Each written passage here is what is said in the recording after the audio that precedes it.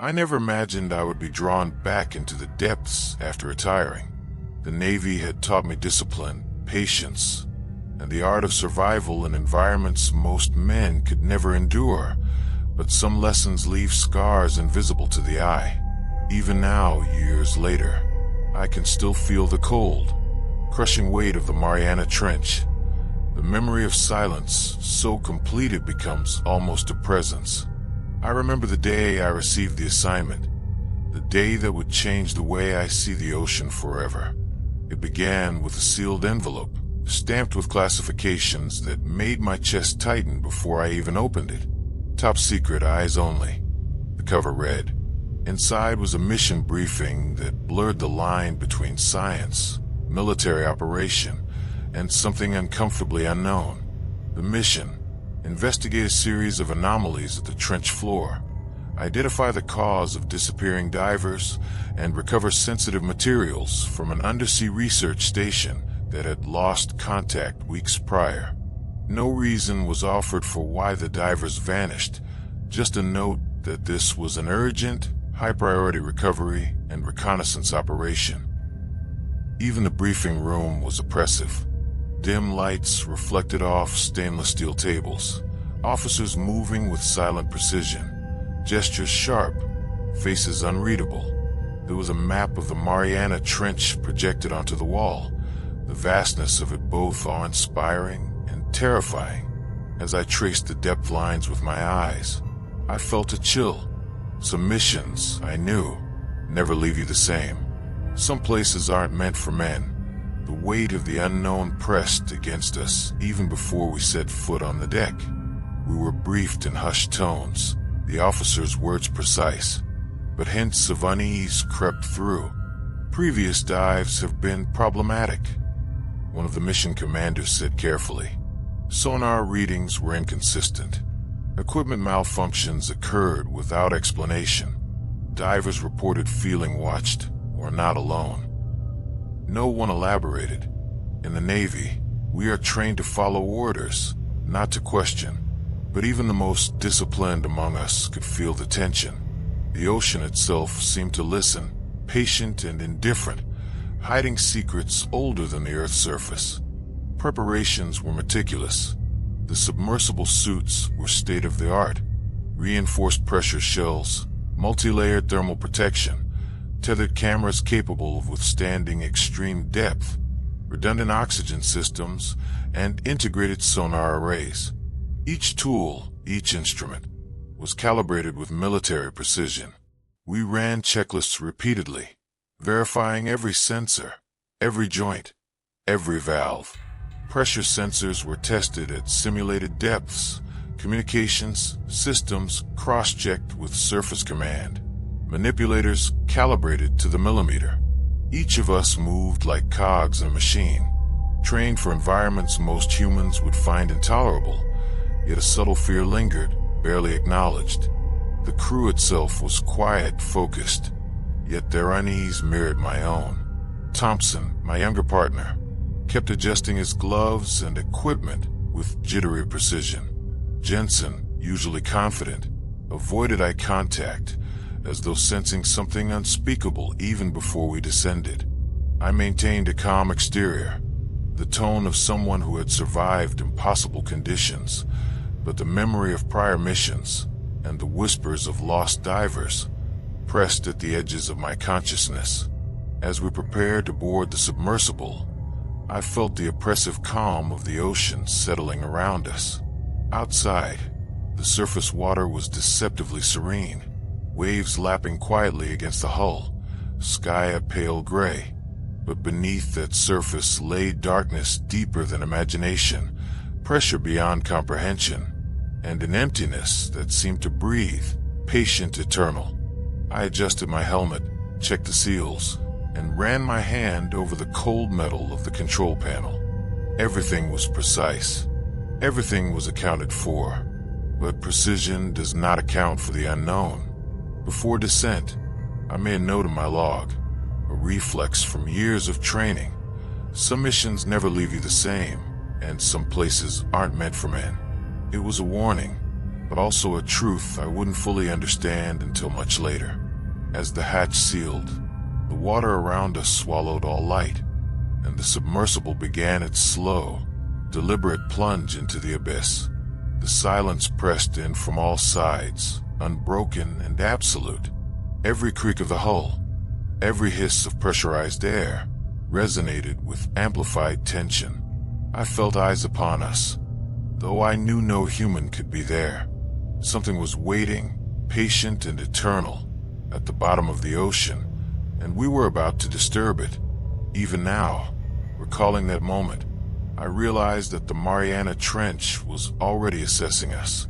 It watched silently, indifferent yet aware, and I understood that this mission, classified, precise, seemingly routine, was anything but. It was a descent into a darkness that tested more than our bodies or machines.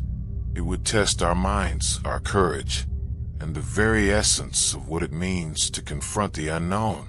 The hatch sealed with a metallic clang, and the submersible became a cocoon, separating us from the familiar world above. Outside, the ocean's surface disappeared into muted gray, replaced almost immediately by a depthless, black void.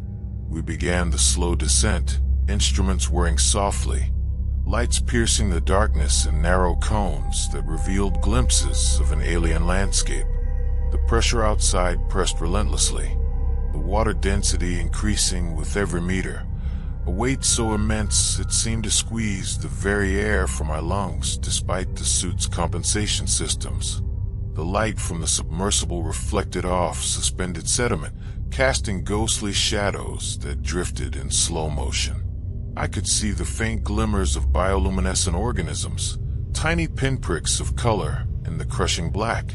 They blinked and darted away from our lights like startled fireflies, their movements both mesmerizing and eerie.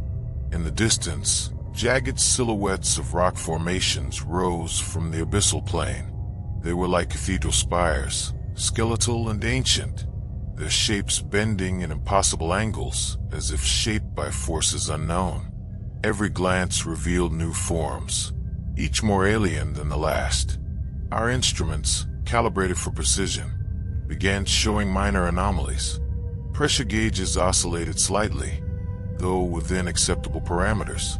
Sonar readings returned echoes that didn't align with any known geological formations. The communication system, usually a steady stream of low static punctuated by routine updates, occasionally fell silent for a heartbeat longer than it should. Each glitch was subtle, almost dismissible, but in the claustrophobic environment of the trench, even the smallest anomaly felt amplified. My pulse quickened, though my training demanded calm. The submersible floated deeper, lights cutting narrow paths through the surrounding darkness. The trench walls began to close in, their surfaces jagged and impossibly varied. Shadows stretched and shifted along them, occasionally appearing in the periphery of our lights before vanishing when focused upon directly. My stomach tightened. The walls felt almost alive, as if the abyss itself was aware of our intrusion, reacting subtly to our presence. Every creak of the hull, every hum of the thrusters, was mirrored by some intangible response from the ocean around us. I glanced at Thompson, my younger crewmate, who attempted a half-smile, his voice strained but attempting levity. Well, if the trench doesn't kill us, at least the lights show us what deep-sea horrors are having lunch. His humor was brittle, almost desperate. We all laughed quietly, more out of reflex than genuine amusement. Humor, I realized, had become a lifeline, a way to acknowledge fear without letting it dominate. But the abyss was patient, and I could feel its presence pressing against the submersible with every silent meter we descended. Bioluminescent creatures moved in patterns that seemed almost deliberate, weaving in and out of the light beams. Some emitted pulses of faint color, reflections shimmering off the hull. Their behavior was mesmerizing, but I couldn't shake the unease. They felt like scouts, small presences of a larger ecosystem, or perhaps witnesses. Shadows along the trench walls shifted with a subtle sentience, bending in ways that defied normal physics. One moment, a jagged rock appeared static. The next, it seemed to lean forward, as if observing our progress. I caught my reflection in the viewport, pale and tense, and wondered how long we could descend before the abyss demanded more than we could give. The comms crackled again, and I instinctively glanced at the readings. Minor glitches persisted. Sonar pings returned faint echoes of something that should not exist. Manipulator arms twitched with micro-adjustments despite no command input, and pressure sensors quivered as though responding to a hidden force. The submersible itself felt less like a vehicle and more like an extension of the trench, a fragile instrument in a world that did not need us. We passed a ridge that seemed impossibly large, spanning the darkness like the remnants of some submerged cathedral. Shadows pooled in the recesses, and one caught my eye. A shape coiled along the rock, then vanished when the lights swept closer. Thompson muttered under his breath, "Okay, that wasn't funny." But there was no humor now, only a shared awareness that the trench was testing us. The silence between crew members was heavier than any pressure reading, punctuated only by the soft whir of instruments and the subtle groan of the hull under the immense weight. As we continued our descent, I realized the abyss was not merely a void. It was a presence, patient, observing, alive in ways that our technology could detect, but not interpret. The Mariana Trench had swallowed light, sound, and certainty, replacing them with unease and the unsettling impression of eyes we could not see. Some missions, I thought grimly, never leave you the same, and this descent was already beginning to change us, even before we reached the unknown waiting at the bottom. The deeper we sank, the more the darkness felt alive. Then something changed, an anomaly so subtle at first that only trained instincts could detect it.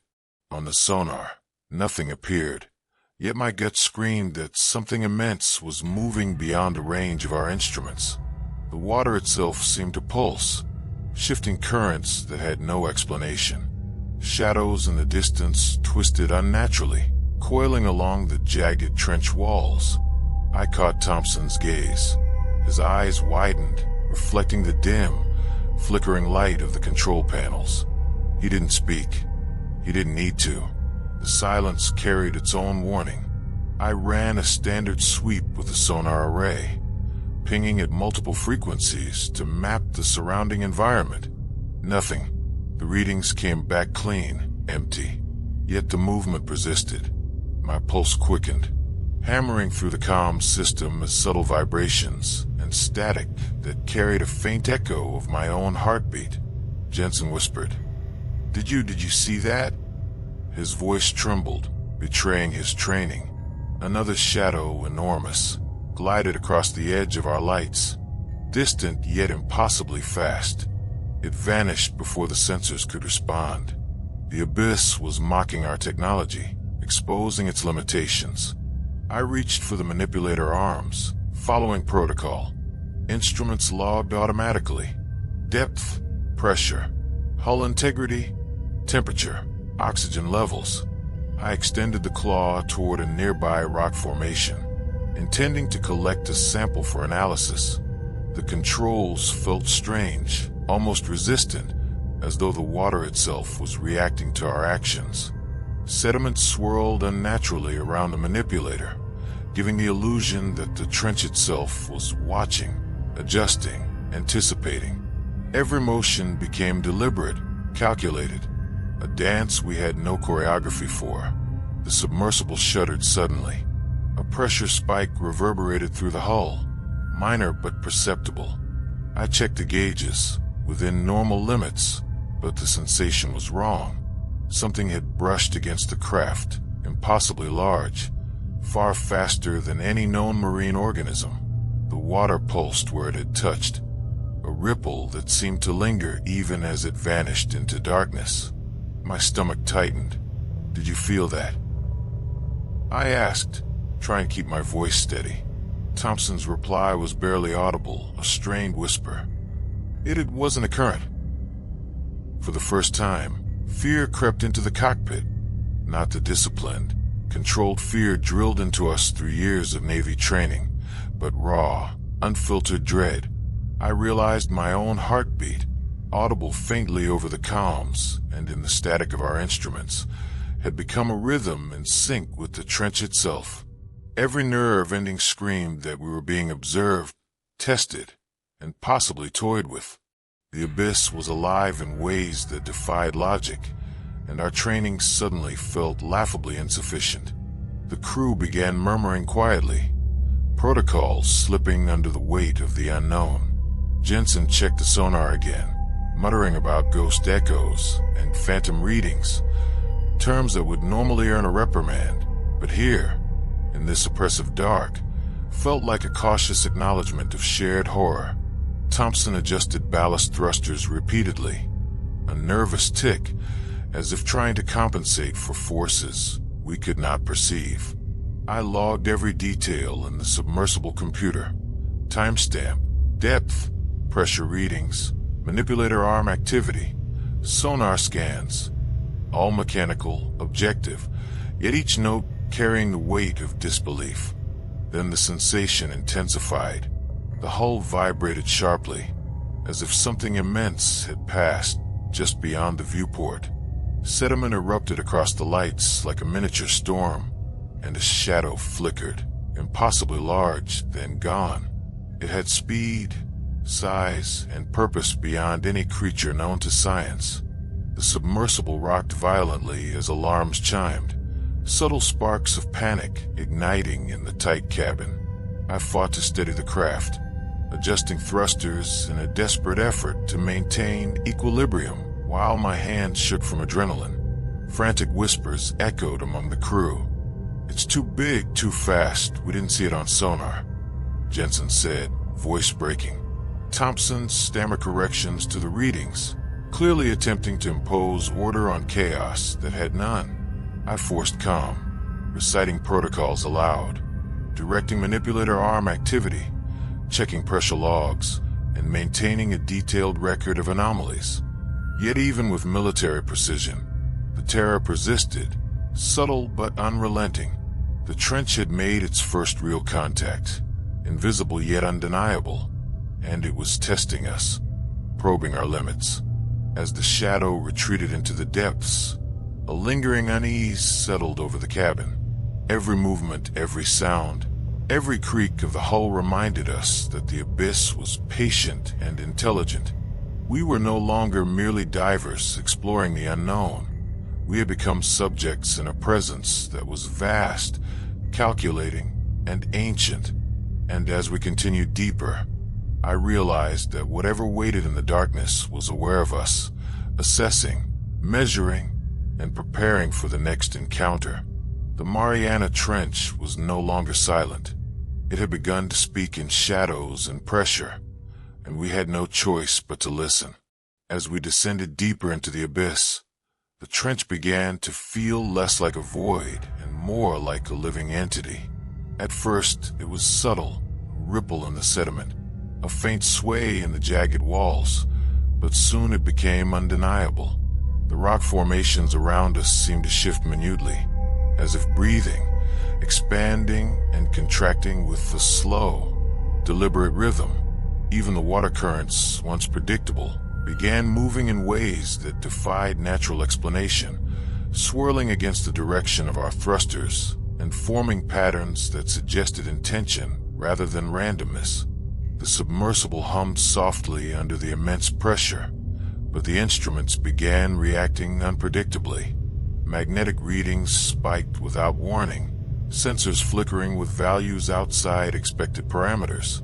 Tethers connecting equipment and cameras began to fray, threads snapping silently in the darkness, leaving dangling cables that drifted unnaturally in the water. I ran diagnostics repeatedly, confirming what I already feared. The anomalies were not mechanical failures. They were responses to something external, something alive in the trench itself. Whispers began appearing in the comms, faint at first, indistinct, almost indistinguishable from static. My pulse quickened as the voices seemed to grow clearer, threading through the interference with a deliberate cadence. Words formed briefly, then dissolved, leaving only a gnawing sense of intent behind them. Thompson flinched, gripping the controls. "Did you hear that?" he whispered. Jensen's face was pale in the dim light, eyes darting to the viewport as if expecting the shadows themselves to speak. I could feel my own heartbeat amplified through the communication static, merging with the trench's presence, an involuntary rhythm shared between man and abyss. Our lights flickered intermittently, shadows leaping along the walls, forming impossible angles. The submersible's own reflection on the viewport appeared distorted, our suits ghostly and twisted as though refracted through water and malice. Sediment danced in slow, controlled spirals, as if the trench was orchestrating it, creating a choreography that both mesmerized and unsettled. Every glance revealed a new anomaly, a shadow stretching where it shouldn't, a ripple moving against current, a reflection too sharp, too deliberate to be chance. Then the unthinkable happened.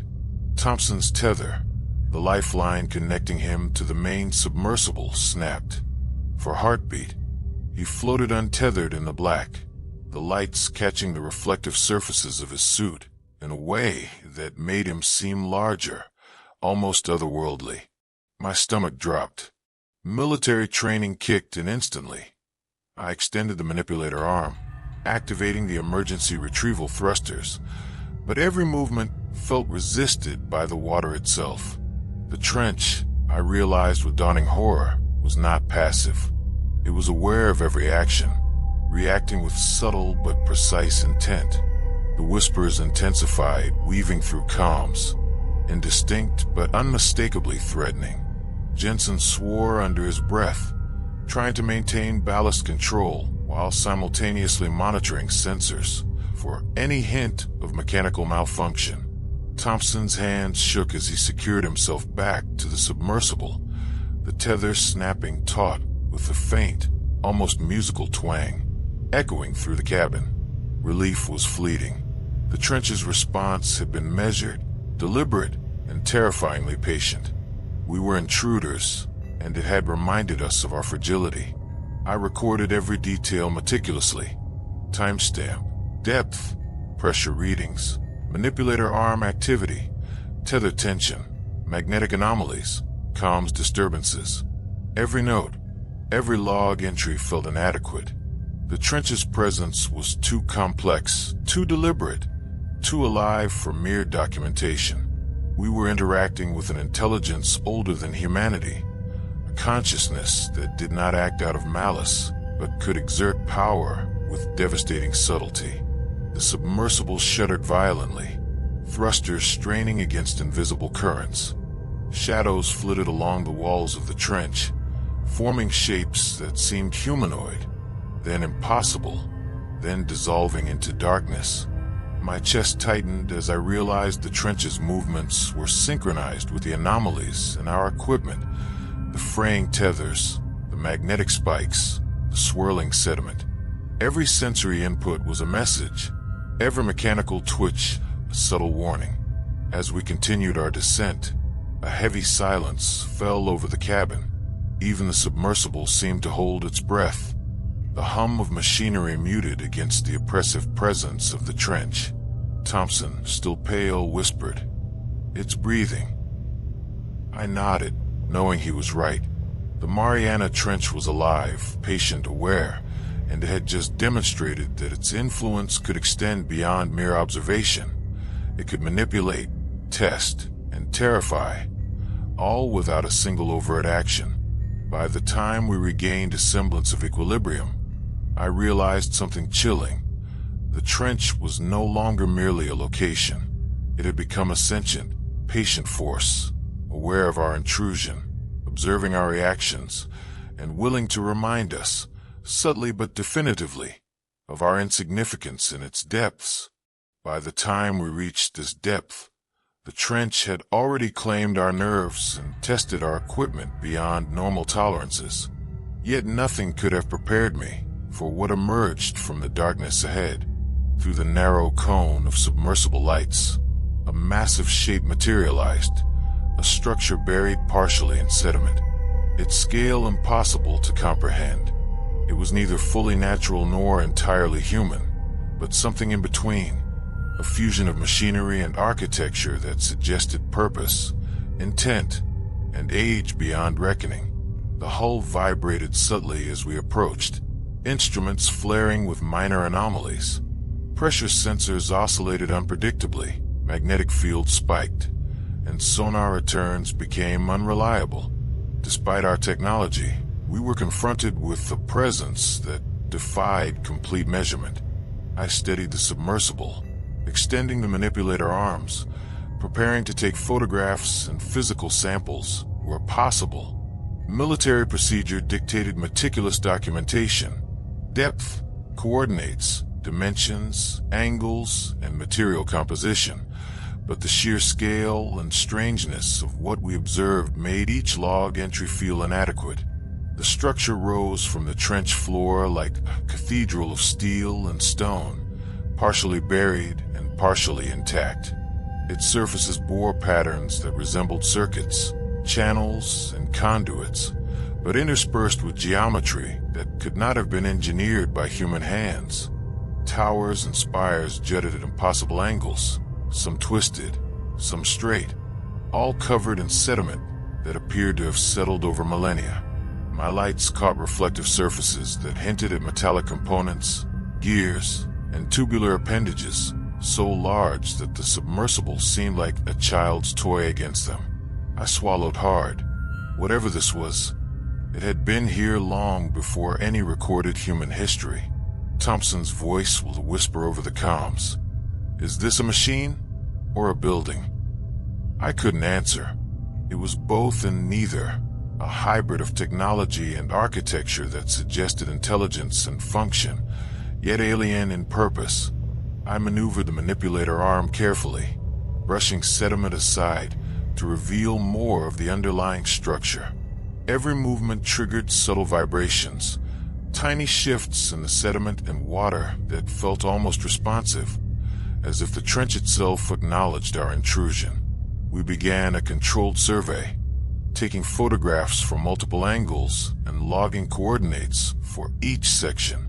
Every scan and record was accompanied by minor malfunctions. Cameras flickered, sonar became erratic, manipulators twitched against commands, and the hull shivered under invisible pressure.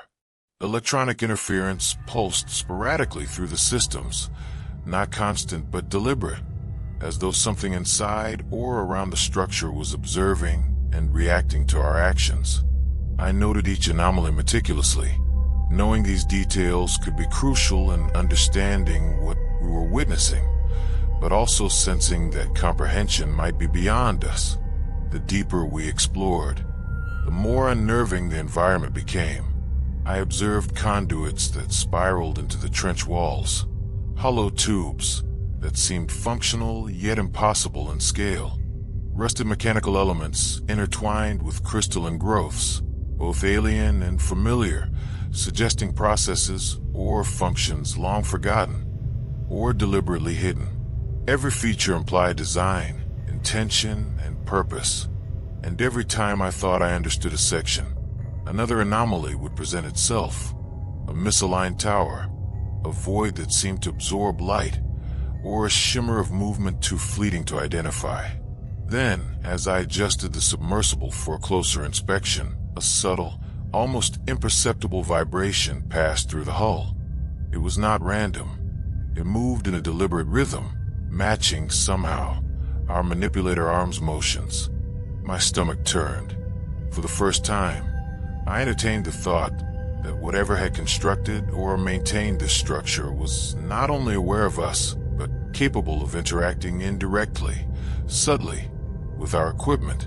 The trench had shifted from environment to participant, observer to actor.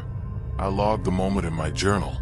Timestamp, depth, pressure readings, magnetic fluctuations, manipulator activity, and most importantly, the eerie sensation that the trench, or the structure itself, was aware. Photographs captured massive, twisting shapes, geometric impossibilities, and reflective surfaces that shimmered with faint iridescence. Every image, every note, carried a weight beyond scientific value. It was evidence of the incomprehensible, a record of something not meant for human understanding. As we paused to assess, Thompson's whisper trembled through the comms. "Do you think it knows we're here?" I didn't answer. I didn't need to. The subtle, deliberate interference with our instruments, the reaction of the sediment, the rhythm of vibrations through the hull, all suggested a consciousness, patient and calculating, existing in tandem with the trench itself. Something ancient had observed us, evaluated us, and perhaps even judged our intrusion. We continued our survey cautiously, aware that every movement, every scan, every attempt to document, was being monitored. The trench had transformed into a theater, and we were both audience and participants. In the abyssal dark, the line between machinery, architecture, and sentience blurred, leaving us to confront the unnerving possibility. Whatever rested here, hidden beneath eons of sediment and pressure, was alive, or at least aware, and it had noticed us. The trench had already claimed our nerves, but nothing could have prepared us for the moment when it became undeniable. Something was interacting with us. At first, it was subtle, a flicker in the periphery of the lights, a pulse in the water that rippled unnaturally across the hull. Then it escalated. Shadows, massive, amorphous, moved against the beams of our submersible lights, vanishing as soon as we tried to focus on them. And suddenly, the sonar readings, previously unreliable, returned echoes of immense, impossible size. Something was here, and it was aware. The temperature dropped sharply, so fast it felt as though the water itself had been replaced with ice.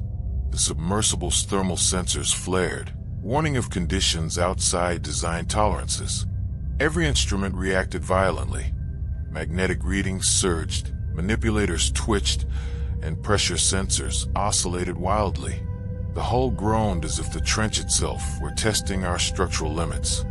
Inside, the cabin became claustrophobic, the tight metal walls closing in with an almost sentient weight. Thompson swore under his breath, gripping the controls so tightly his knuckles whitened. We need to back off.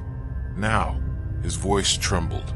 Jensen adjusted ballast frantically, trying to maintain orientation while simultaneously logging anomalies.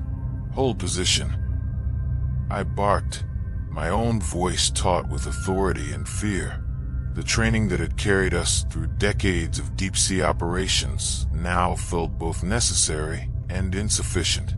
Every procedure, every protocol, collided with the undeniable truth that we were being tested by something entirely beyond human understanding. Then it struck, or perhaps we struck it.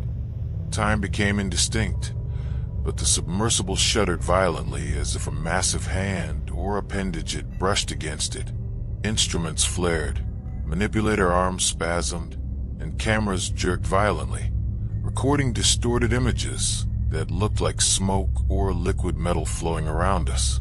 The water currents twisted unnaturally, pulling the submersible slightly off course, then releasing it as if to demonstrate capability without direct harm. I could hear Jensen muttering prayers under his breath, Thompson muttering curses, and I realized we were all simultaneously terrified and fascinated.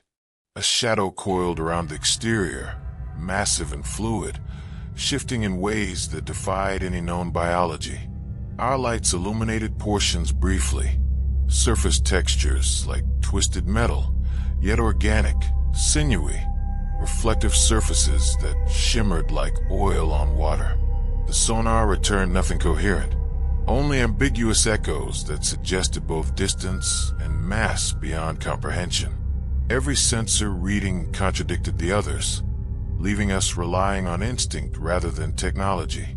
The crew argued quietly but urgently. "Retreat," Thompson said, voice cracking. "We can't. Protocol says we hold position and complete scans." I countered, enforcing discipline, yet my mind raced. Retreat might be survival, but this mission, classified high priority, was not one we could abandon lightly. Every decision carried weight. Every hesitation felt like a negotiation with an intelligence that already knew our limits. The submersible cameras, tight and claustrophobic inside the hull, captured the fear etched on our faces. Shadows stretched across walls and control panels, refracted by the lights in ghostly, unnatural ways. Reflections multiplied in the viewport, making it difficult to distinguish equipment from entity, reality from apparition. Every glance outside revealed something new. A curl of movement, a distortion in the water, a subtle flicker of what could have been eyes, or machinery pretending to be alive. Then came the first tangible loss. Thompson, attempting to secure a sensor probe that had floated into the path of the manipulator arm, slipped as the submersible tilted under a sudden surge. His arm struck the edge of the hatch, drawing a shallow but bleeding gash. The panic was immediate.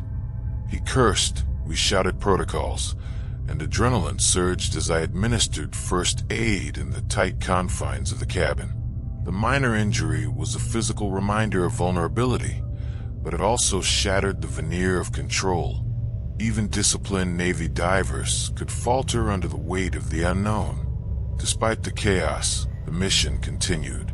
Fear and fascination intertwined, binding us to the purpose of the dive. We logged every anomaly, temperature fluctuations, sonar echoes, manipulator arm reactions, shadow movements, magnetic spikes, and sediment shifts. Every record carried the same unspoken truth. The trench was aware, it was observing, and it was capable of interaction. By the time we stabilized, the entity, or whatever had touched us, had receded slightly, leaving only ripples in the water, lingering pressure variations, and the undeniable sense that we had been tested. The crew's hands shook, faces pale, yet the mission demanded continuation. The Mariana Trench had made its presence real, tangible, and terrifying, and in the tight, claustrophobic metal of the submersible, we all understood that we were not simply exploring the abyss. We were participants in a force far older, larger, and infinitely more aware than ourselves. We had already felt the trench's presence, subtle but undeniable, yet now it seemed to turn against us. Malfunctions escalated rapidly, beginning with the propulsion system. The submersible lurched unexpectedly as thrusters failed in rapid succession, leaving us momentarily adrift in the crushing darkness. Lights flickered in irregular patterns, shadows leaping across the viewport like spectral hands. Communications became intermittent. Static and distorted voices replaced the steady hum of routine check-ins, leaving only half sentences, fragmented warnings, and a gnawing uncertainty that the trench was manipulating everything around us. The sediment around the submersible began moving unpredictably. Previously static mounds shifted like waves frozen in time, coiling and uncoiling, as if the trench itself were breathing. Rocks and debris floated momentarily before snapping back into place with impossible precision. Every instrument reading contradicted the last. Nothing could be trusted, and every gauge felt like a suggestion rather than fact. The ocean was no longer a medium. It was a force with awareness, resistance, and subtle malevolence. Inside, the psychological strain became tangible. In the silence between alarms and mechanical failures, past regrets surfaced, unbidden. Memories of missions gone wrong, comrades lost, and choices made, or avoided, haunted the cabin. I found myself confessing silently into the intercom, speaking aloud to no one in particular. I should have. I could have. I left him behind. My voice trembled, echoing faintly in the metallic shell of the submersible, amplified by the tension and isolation. The abyss seemed to respond, currents shifting with uncanny timing, shadows stretching to follow the cadence of my confession. Thompson was pale, muttering about flickering shapes in the peripheral lights. Jensen's hand shook as he attempted to recalibrate the thrusters, but the instruments resisted, seemingly defying his commands. The viewport, cracked slightly from earlier impacts, reflected our distorted faces as we grappled with reality. Each glance into the abyss beyond was like staring into a void that was observing us in return. Shapes twisted in the shadows, sometimes appearing as vast coils, sometimes as rigid, impossible machinery partially buried in sediment. My stomach tightened. We were trapped, suspended between fear and duty, powerless against a force that did not need to exert itself fully to terrify us. The cabin became oppressive. The thruster's erratic movements threw us against the restraints, sending instruments clattering and forcing manipulator arms to twitch uncontrollably. Lights that had previously illuminated our instruments now cast grotesque shadows, reflections stretching our features into unfamiliar forms. Even small noises, the hiss of pressurized air, the tap of a glove against metal, sounded amplified, unnerving, and purposeful. The trench was no longer a backdrop. It was an actor, shaping the environment and bending perception with deliberate intent. We faced a critical decision: ascend and risk incomplete data, leaving the trench unexamined, or push deeper into unknown territory, risking equipment, sanity, and possibly life itself. Fear clawed at us, but curiosity and duty, instilled over years of Navy discipline, pulled us forward. Every protocol screamed retreat, but every instinct of exploration, every professional imperative to complete the mission, whispered persistence. I weighed the data logs, magnetic anomalies, sonar readings, and environmental hazards against the unmistakable signs of sentience or awareness around us. The trench was testing our judgment, our resilience, and our capacity to act under pressure unlike any human or mechanical system could endure. In the claustrophobic confines of the submersible, the abyss was magnified. The cracked viewport framed a tableau of horror. Swirling sediments, impossible rock formations, shadowed figures that defied physics, and flashes of bioluminescent life that seemed almost deliberate in their placement. Thompson's breathing was shallow, hands trembling as he manipulated controls, and Jensen muttered fragments of calculations, half numbers, half prayers, trying to impose order on chaos. I recorded everything meticulously, knowing that if we survived, this would be the only evidence of the trench's consciousness and the events that had unfolded. Yet, despite the panic, the fractures in equipment, and the psychological strain, we continued our descent. Every moment of hesitation seemed to invite the trench closer, every heartbeat amplified in the metallic shell, every whispered memory and confession absorbed by the darkness. The abyss had become a crucible, testing the limits of our endurance, probing the edges of perception, and revealing a reality we were unprepared to confront. And so we pressed on, suspended in a world where physics, biology, and consciousness blurred, a descent into darkness that no training could fully prepare us for, and no protocol could entirely govern. The trench had broken more than our equipment. It had begun to break the boundaries of our understanding, leaving us caught between fear, duty, and the inexorable pull of the unknown. By now, the trench had shed any pretense of subtlety. The presence was undeniable. Shapes emerged in the periphery of our lights, coiling and twisting along jagged walls, moving in ways no natural current or marine creature could achieve. Shadows flickered against the viewport, sometimes solid, sometimes amorphous, as though the abyss itself were testing the limits of our perception. Every reflection in the cracked glass seemed intentional, mirroring our anxiety, amplifying the terror that had already begun to root in our bones. The submersible groaned under the immense pressure, each metallic creak echoing like a distant, ominous drumbeat. Oxygen levels were dropping steadily, and the warning lights pulsed in intermittent bursts. We monitored our life support meticulously, calculating remaining supply versus ascent time, factoring in contingencies for thruster failures and unpredictable currents. Military precision dictated these calculations, yet each number felt precarious, an abstraction that could not account for the intelligence or malevolence that surrounded us. I activated emergency protocols to stabilize the submersible.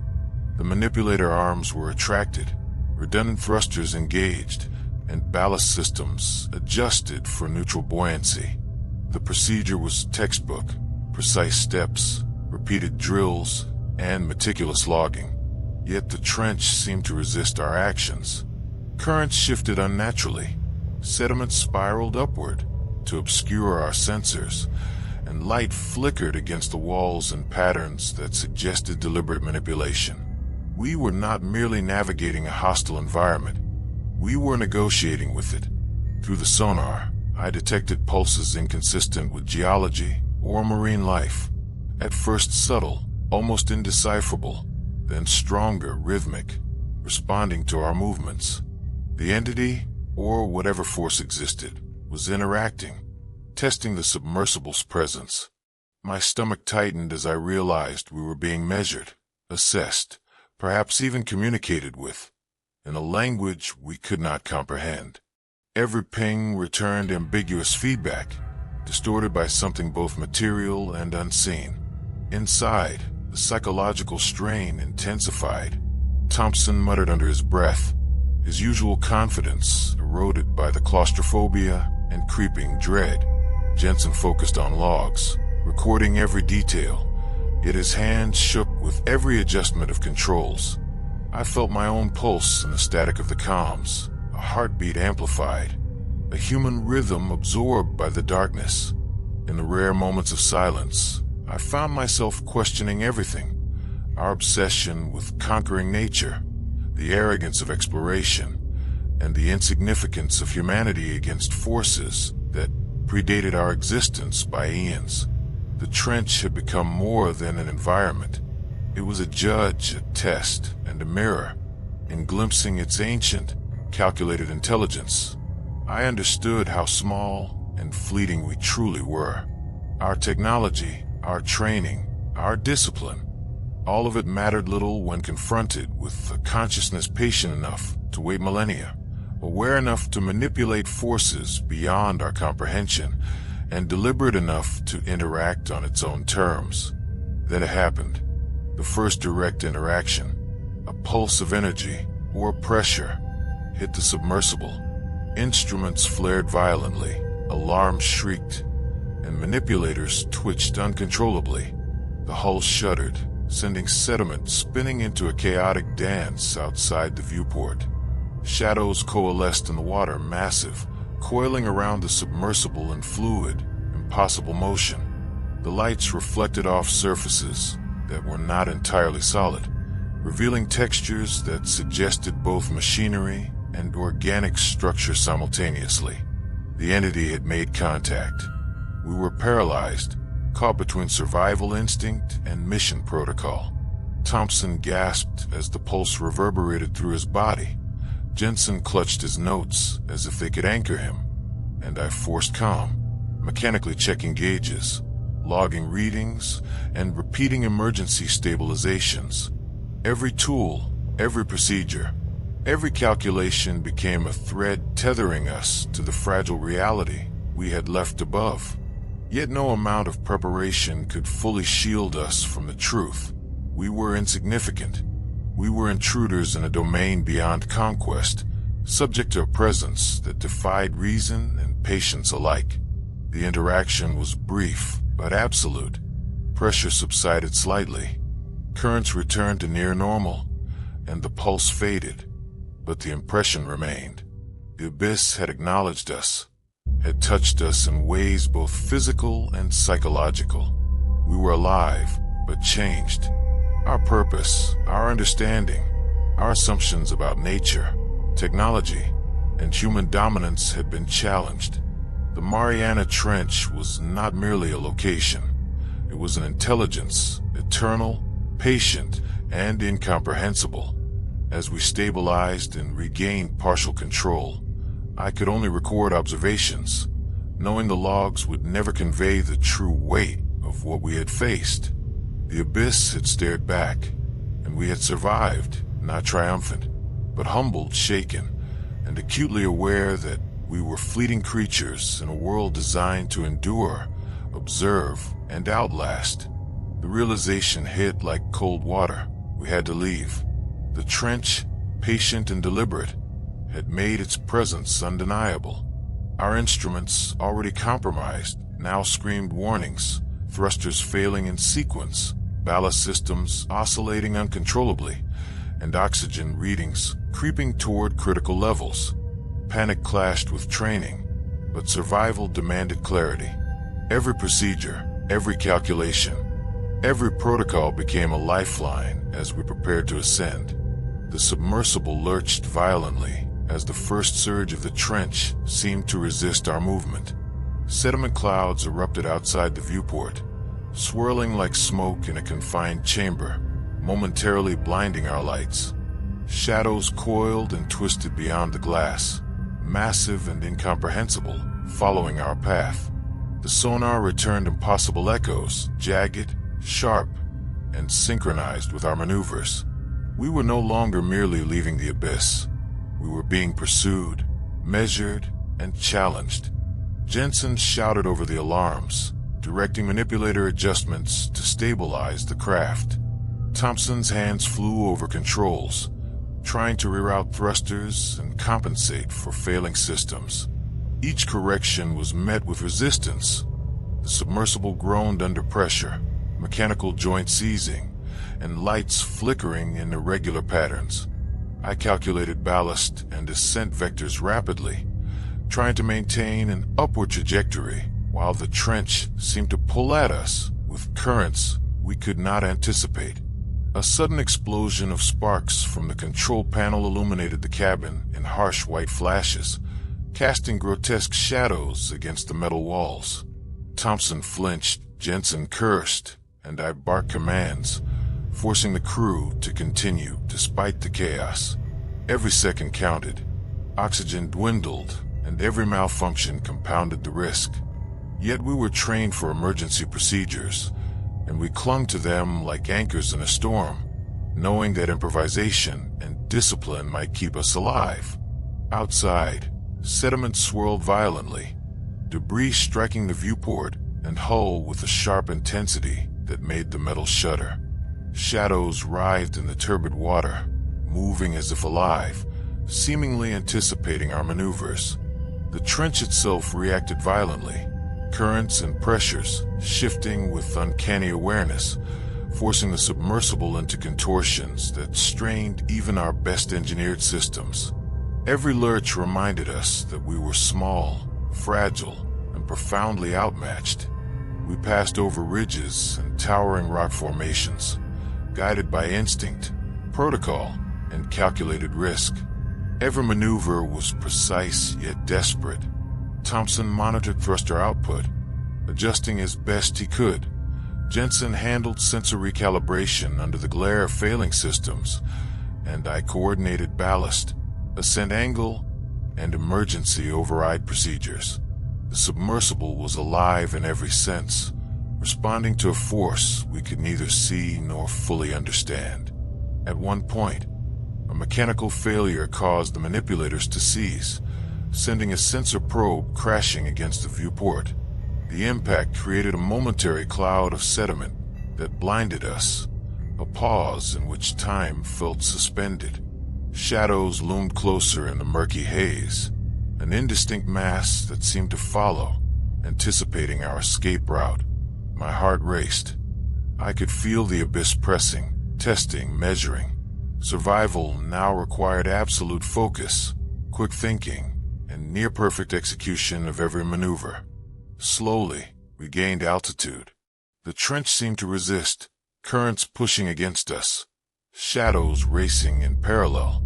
Sparks erupted again from overloaded panels, lights flickering violently, casting the cabin into intermittent darkness. The claustrophobic space magnified every sound. The groan of metal, the hiss of pressurized air, the soft clatter of instruments, and every echo seemed amplified by unseen eyes. Thompson groaned as his shoulder collided with a panel. A minor injury, yet a vivid reminder of the stakes. Minutes stretched like hours. Every meter of ascent required effort, ingenuity, and nerve. I recalculated thruster output continuously, coordinating with Thompson and Jensen, who executed my instructions flawlessly despite trembling hands and shallow breaths. Protocol became survival instinct. Training became a weapon against panic.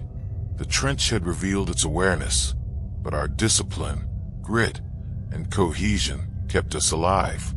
Finally, as the submersible cleared a massive ridge, the pressure eased slightly, and the trench's currents began to diminish. Shadows receded slowly, returning to the abyss, though I could not shake the feeling that it watched, patient and eternal. We were alive, but the cost was evident. Thompson's shoulder bruised and bleeding, Jensen pale and trembling, and all of us emotionally frayed, each of us silently grappling with the magnitude of what we had experienced. I stared out at the abyss fading behind us, understanding in a way that no report or log could convey. The Mariana Trench was not merely a location. It was a sentient force, patient, ancient, and indifferent to human ambition. We had survived, but the encounter had imprinted upon us a profound awareness of insignificance. The abyss had stared back, and while we escaped physically, the psychological scars, the knowledge of a presence older and more powerful than humanity, would remain forever. Now, years later, I sit alone in a dimly lit room, the soft hum of old machinery in the background barely audible. My uniform, long retired, hangs folded neatly in the corner.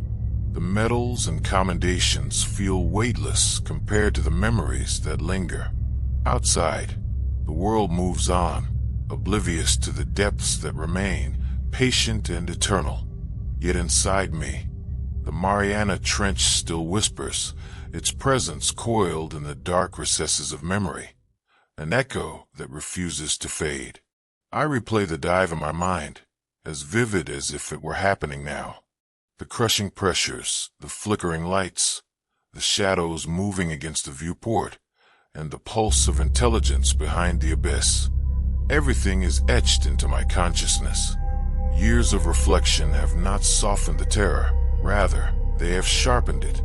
I see the trench not just as a location, but as an entity, older than nations, older than humanity, a sentinel of the ocean that has endured eons of silence and sediment. The submersible, the equipment, our carefully logged data. They were mere extensions of ourselves, fragile attempts to measure, to comprehend, to assert dominion. Yet all of it was dwarfed by the scale of what existed beneath. Machinery may age, metals corrode, and instruments fail, but the abyss operates on a timeline far beyond human concern.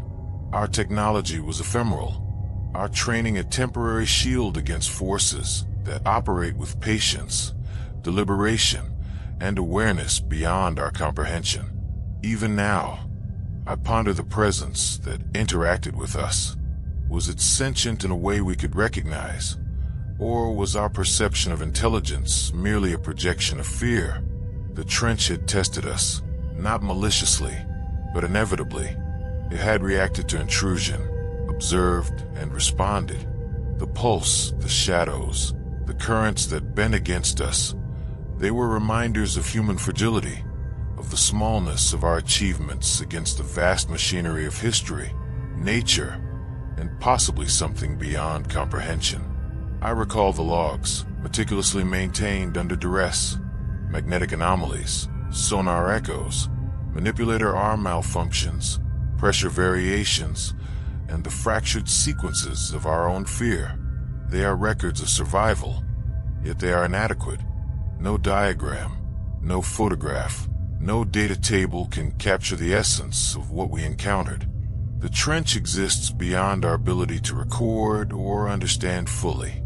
It is a living archive of eons, a repository of forces and structures that precede human curiosity, ambition, and memory. My hands shake as I hold old photographs, prints faded but still hauntingly familiar. The lines of twisted machinery, the impossibly large structures, the shadows captured in flickering lights.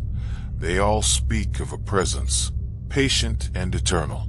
The logs tell one story, memory tells another. Memory is alive in a way data is not. It carries the fear, the awe, and the respect that technology cannot convey.